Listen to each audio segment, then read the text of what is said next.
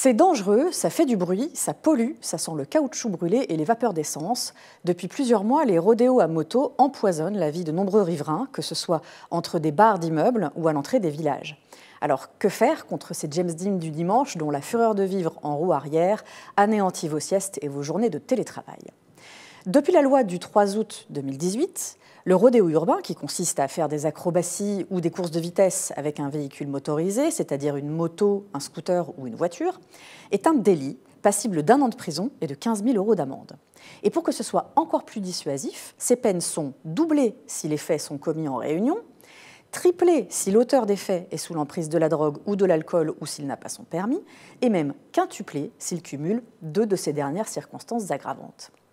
À cela s'ajoutent des peines complémentaires, comme par exemple la confiscation automatique du véhicule, la suspension du permis de conduire ou son annulation, ou bien encore l'obligation d'effectuer un stage de sensibilisation à la sécurité routière ou du travail d'intérêt général.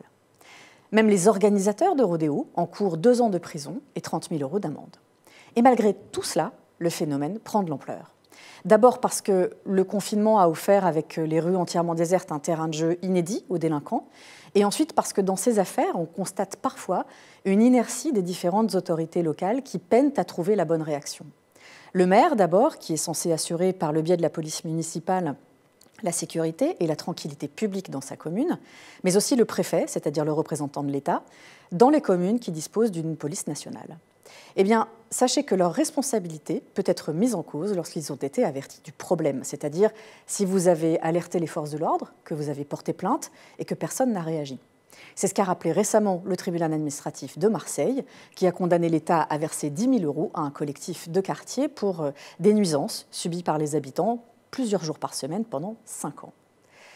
Alors autant vous prévenir tout de suite, il va falloir vous armer de patience. D'abord parce que poursuivre les auteurs des faits est compliqué. Il faut les identifier, apporter la preuve que tous les éléments de l'infraction sont bien constitués pour qu'ils soient condamnés. Et ensuite, si rien ne se passe, agir en responsabilité contre le maire ou le préfet. C'est une procédure complexe et chronophage. En attendant, si vous parvenez à discuter avec l'un de ces amateurs de grands frissons, vous pouvez peut-être les avertir que s'ils se blessent, ils ne seront pas couverts par leur assurance. S'ils n'arrêtent pas pour les autres, ils le feront peut-être pour eux.